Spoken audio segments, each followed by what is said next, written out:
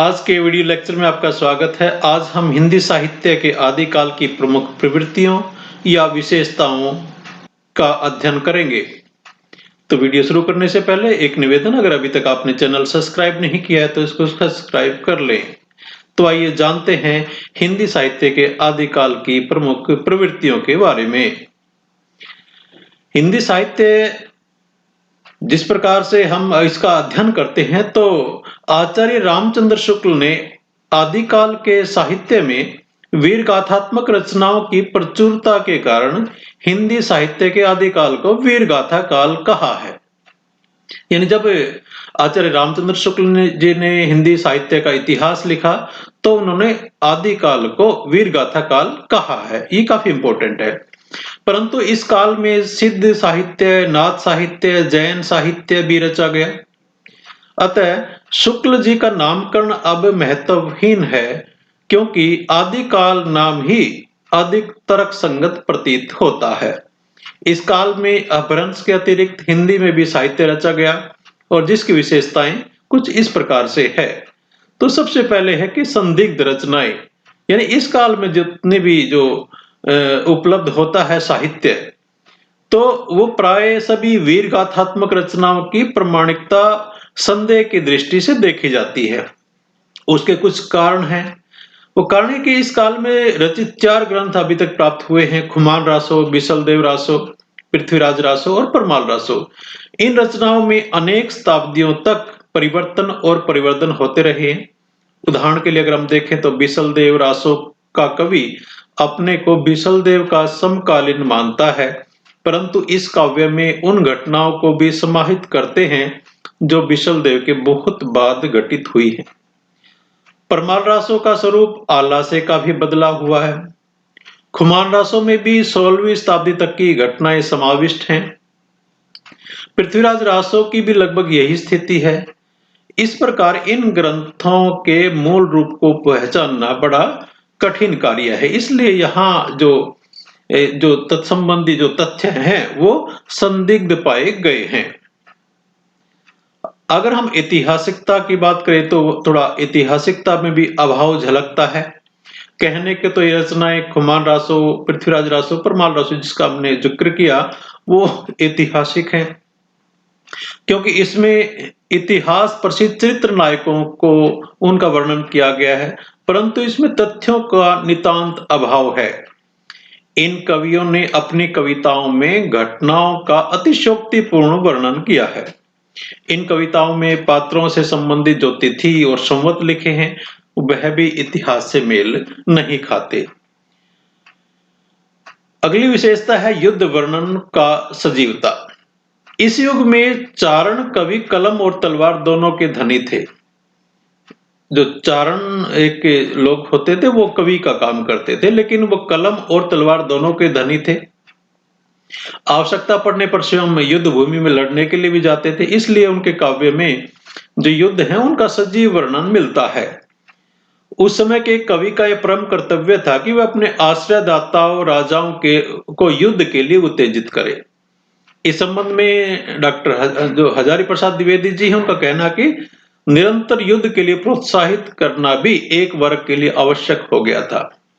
और जो चारण थे वो इसी श्रेणी के लोग थे। उनका कार्य ही था अपने आश्रयदाता के युद्ध में भाग लेने की जो घटना योजना का आविष्कार करना। इन कवियों ने के काव्य में युद्ध का वर्णन किसी सुंदरी की कल्पना के आधार पर निश्चित किया है। ऐसे वर्णनों में वीर और श्रृंगार रसों का सुंदर समन्वय देखा जा सकता है, सामंजस्य देखा जा सकता है। आश्रयदाताओं का यशोगान। इस समय के जितने भी कवि थे आदिकाल के, रासो कवि आश्रित कवि थे। यानी आश्रित कवि जो भी किसी राज दरबार वगैरह में रहते थे। अतः उन्होंने रासो ग्रंथों में नायक की धर्मवीरता, युद्ध कौशल आदि का वर्णन ओजस्वी भाषा में किया है। इन कवियों का लक्ष्य अपने चरित्र नायक की श्रेष्ठता का प्रतिपादन करना और अपने शत्रु राजा की हीनता दिखाना था।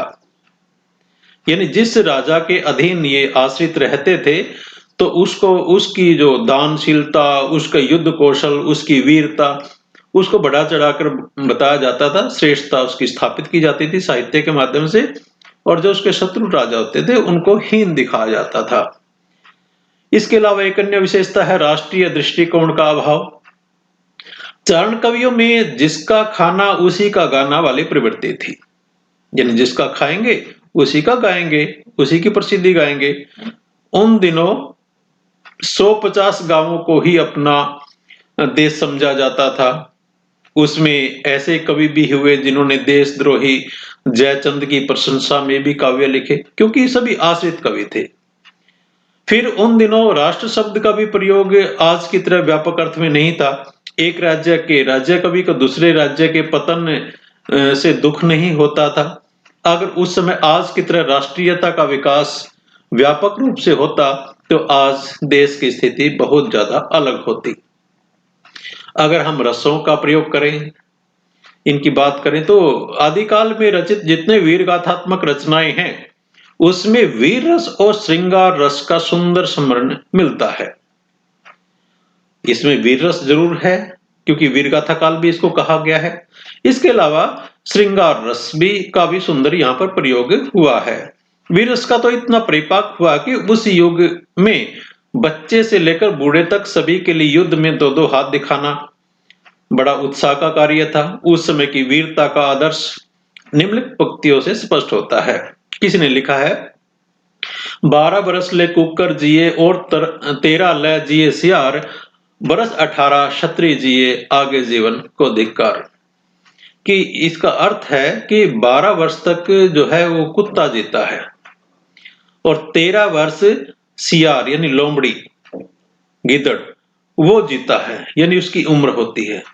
और जो क्षत्रिय होता है वो 18 वर्ष जीता है, अगर इससे आगे वो जीता तो उसके जीवन पर धिक्कार है। यानी युद्ध इतने होते थे तो बहुत ज्यादा जनहानि होती थी, इसलिए लोग ज्यादा जी नहीं पाते थे। इन कवियों ने युद्ध का कारण किसी नारी को बताया, इसलिए इसमें वीर रस और श्रृंगार रस का सुंदर समन्वय स्थापित किया जा सका। श्रृंगार रस के दोनों पक्षों का जो संयोग और वियोग पक्ष है उसमें से संयोग पक्ष का अधिक वर्णन किया गया है। वो वर्णन भी बड़ा मार्मिक वर्णन किया गया है। बीसल देश रासों में संयोग और वियोग दोनों के पर्याप्त उदाहरण हैं। इन कवियों में श्रृंगार और वीर रस के अतिरिक्त रुद्र, भयानक और अद्भुत रसों का भी समावेश देखा जा सकता है। बात करें अगर वस्तु वर्णन की, तो इन चारण कवियों ने कथा विकास की ओर बहुत कम ध्यान दिया है। उनकी रुचि अनेक प्रकार के वर्णनों में ही रही है और उनकी रचनाओं में रणसज्जा, आक्रमण, युद्ध, शत्रु विजय, विवाह, नखशिख वर्णन, जल आखेट की व्यापक वर्णन मिलते हैं। तो इन कवियों में के ने प्राय नाम परिगणन शैली को ही अपनाया है।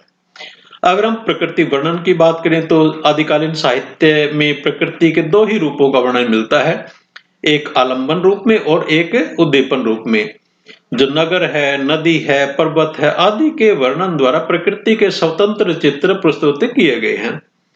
जहां प्रकृति वर्णन के नाम परिगणन शैली को अपनाया गया है वहां काव्य नीरस और शुष्क बन गया है, अन्यत्र प्रकृति के उद्दीपन का ही चित्रण है।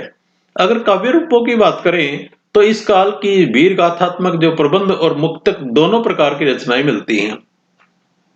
प्रथम रूप का प्राचीनतम उपलब्ध ग्रंथ बीसल देव रासो है और इसमें विरह का वर्णन किया गया है। पृथ्वीराज रासो प्रसिद्ध प्रबंध काव्य है। इन दो रूपों के अतिरिक्त अन्य तीसरा काव्य रूप नहीं मिलता। इस काल में न तो नाटक लिखने का प्रचलन था और न ही गद्य लेखन का, तो यहाँ पर प्रबंध और मुक्तक दो ही काव्य रूप मिलते हैं। आगे इसका एक अन्य विशेषता है जनजीवन से अछूता काव्य, यानी एक ये आदिकाल जो साहित्य था ये मूलतः एक सामंत युग था।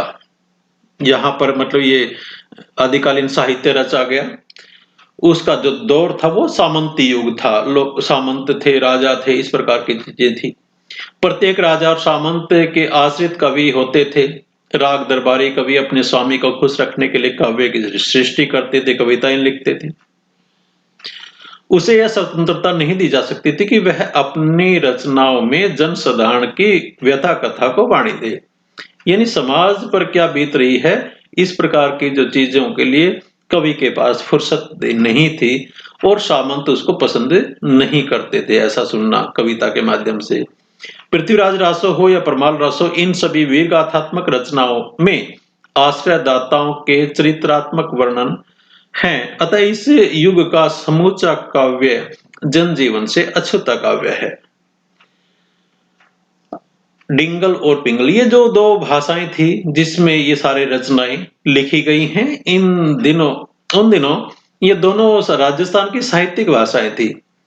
इन भाषाओं में वीरता के अनुरूप शब्द योजना दर्शनीय है, और इस युग के कवियों ने संस्कृत के तत्सम और तद्भव शब्दों के साथ साथ अरबी, फारसी, पंजाबी और ब्रज शब्दों का भी प्रयोग किया है। अगर हम रासो ग्रंथों की बात करें तो इस काल में प्राय सभी वीर गाथात्मक रचनाओं के साथ रासो शब्द का प्रयोग हुआ है। तो रासो का अर्थ क्या है? रासो शब्द काव्य का ही पर्यायवाची है। मूल रूप से यह एक छंद मात्र है जिसका प्रयोग साहित्य में संदेश, रासक आदि ग्रंथों में मिलता है। उसके बाद इसका प्रयोग गेय रूप में होने लगा और कालांतर में इसका प्रयोग चरित्र काव्य और कथा काव्य के लिए होने लगा।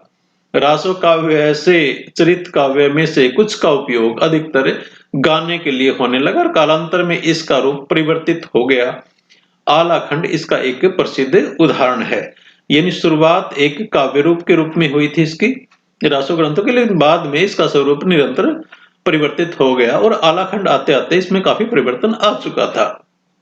अगर हम छंद और अलंकार योजना की बात करें तो अभ्रंश साहित्य के समान इस काल के कवियों में छंदों का विविध रूपों में प्रयोग हुआ है।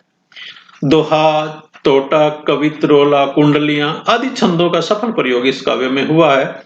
रासे काव्य में अलंकारों का भी प्रयोग हुआ है। शब्द अलंकार के साथ साथ अर्थ अलंकारों का चमत्कार भी दर्शनीय है। यह अलंकार प्रयोग पूर्णतः स्वाभाविक और अनुकूल है।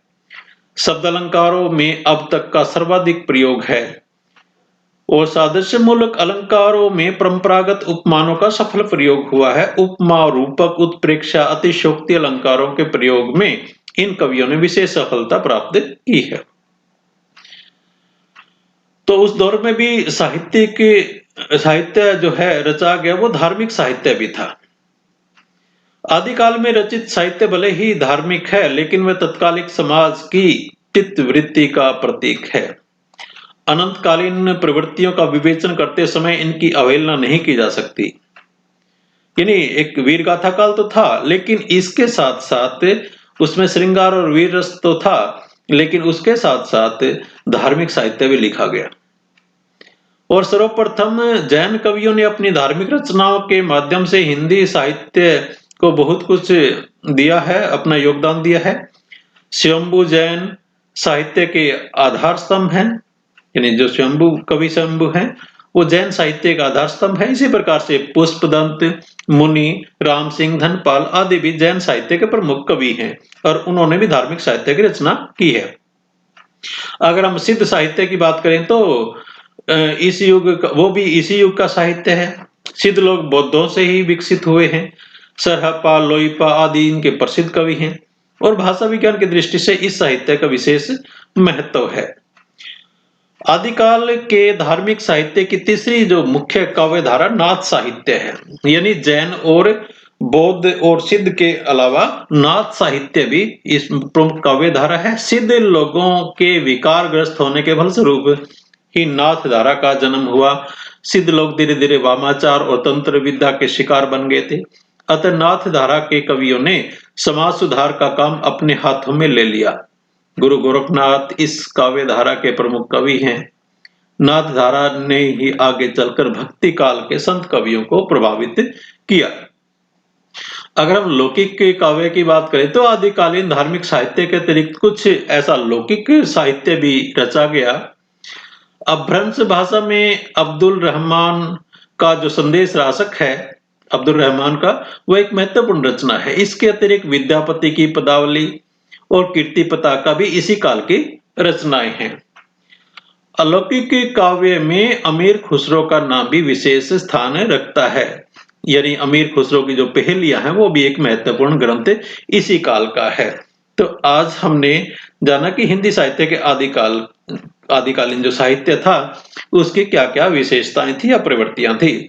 आशा है ये आपको समझ में आया होगा। अच्छा लगे वीडियो तो जरूर कमेंट करके बताना और चैनल को सब्सक्राइब कर लेना। वीडियो के लिए धन्यवाद। जय हिंद, जय भारत।